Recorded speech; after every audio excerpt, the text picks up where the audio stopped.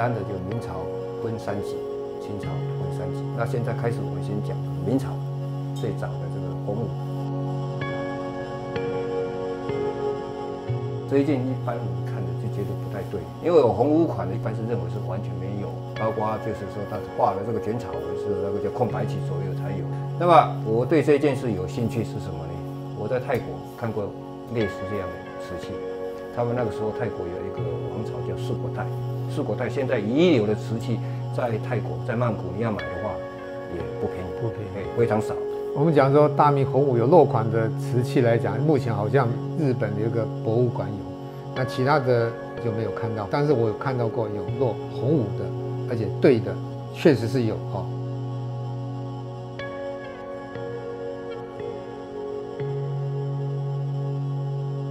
再来看这2件哈，最关键它是有下这个大明洪武年制。刚才青花来讲哦，它也是这种苏麻泥青的下脚料来烧制的哈。有圈出这种挖制的方式，就是属于元朝的方式哈。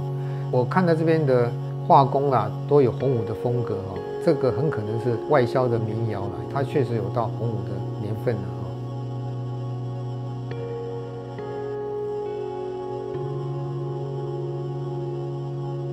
这个盘子看起来是有几分味道，有几分像，但是蔡先生认为不是洪武。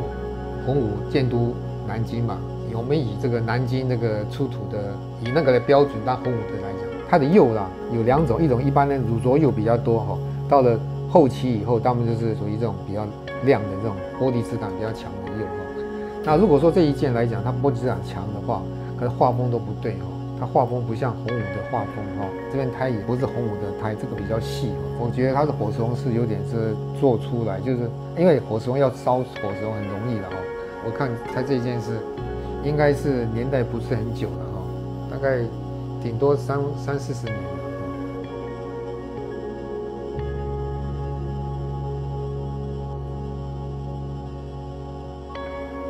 那么它这一件它落款是永乐，那么蔡先生他的看法，这个是不对的。我们讲他的龙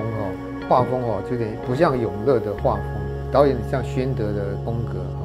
这个胎一看这个就不对了，这个胎所以我们讲说机器打出来的胎很容易只要看胎不对就是不对的。机器胎那么最早应该就是在100岁以内，是不是？机器胎在关西就有了。同样的这种钧瓷，手上这边有2件打的都是宣德。这个是老件了，看它的釉面都已经那种老化现象。这个是海水出来的，这属于外销瓷的有没有到宣德不敢说，这个是明代没问题的。画工来讲应该是明中期左右的东西。这一件呢，这一看就不是官窑，那这个画风也不对，应该是民窑的东西我觉得应该是后仿的。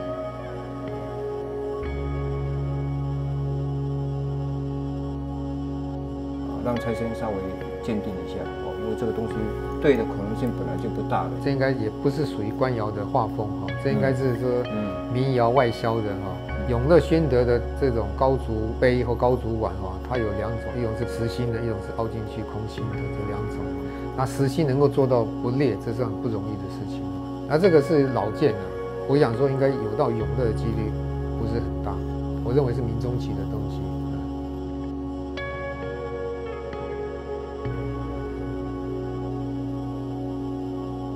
这个大概是明初的东西。这都是外销瓷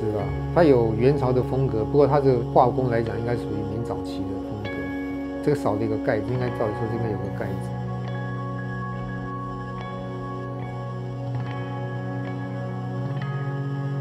这个款也是比较吓人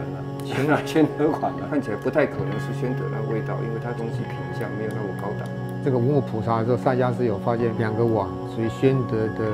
青花五彩有叫深厚堆垛。萨家寺那个并没有深厚堆垛。我看过真正宣德的青花五彩，有类似像成画那种斗彩之类的淡淡的，也有看过所谓的深厚堆垛这不会是宣德的不过它仿得很用心的为什么它的红料是用那种矾红发射到这种橘红色的是不容易的。但是宣德的红釉会比较大红的深红色的那这个整个画工来讲，虽然有形但是缺少动感接下来这3件，我们蔡大师说是比较精彩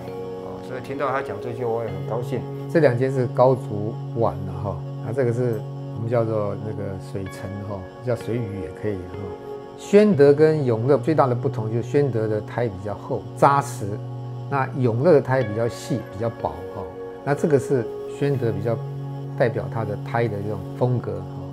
那这2件就很有可能是官窑的，就有官窑风格哈。那这个是红釉留白哈，这是属于叫山鱼纹哈，这是也是宣德比较有名的哈。这个叫灯草口是吧？白白。这叫白白叫灯草口哈。那这个发色来讲算已经不错，但我看过宣德还有更漂亮的红釉发色它就是叫做樱桃红，那是10000件难得找到1件。还有这个宣德的白釉就代表于清白，标准是这样，因为它釉比较厚，在光线反射之下，它会偏青的。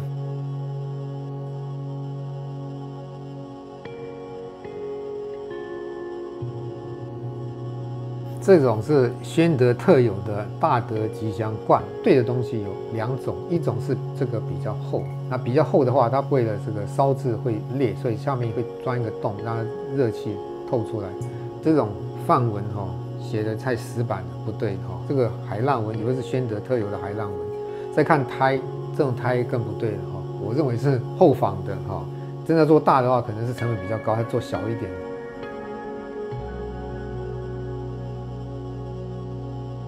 这一件呢，有一个比较明显不对的，因为它这个宣德这个德字它写2撇的，这个也是少见，所以我拿出来给大家稍微看一下。看这个修胎的这种沙底也属于外销瓷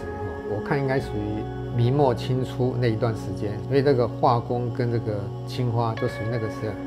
那个时候康熙之后是不准落款的可是外销瓷的话，就落明朝任何款它都不限制，所以那个时候有落宣德、永乐，还有落成化。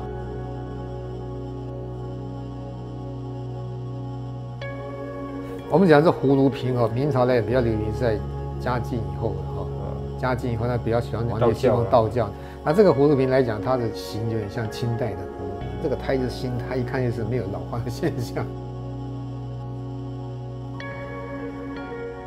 这件整个器型看起来工艺是还不错的一个东西，但是再先断定它是一个工艺品，只要关键是从胎看出来，它还是新胎，所以这个画的再怎么样，最多就是这样。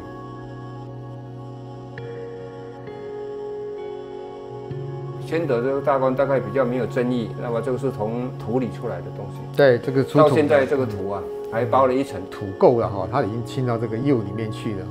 很多人以为出土的都一定是什么陪葬的，不是出土的它可能是窖藏黄河泛滥整个地窖都淹在这个土里面的那这个从它的画工来讲，应该属于宣德后期的画工那它有没有到官窑程度？不晓得。其实宣德画人物的并不多，反而放龙凤的比较多这件算比较少见的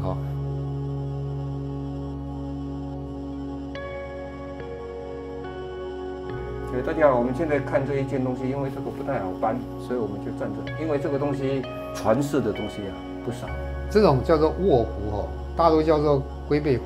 这个在台北故宫没有北京故宫有有的图案有2种，一种是海浪纹，一种是这个八角星因为我感觉到它不到永乐的风格画风那后面的胎我觉得也没有到达永乐的细白胎。因为这种东西好像后仿的不是很多。后仿的并不多，因为这件不好烧制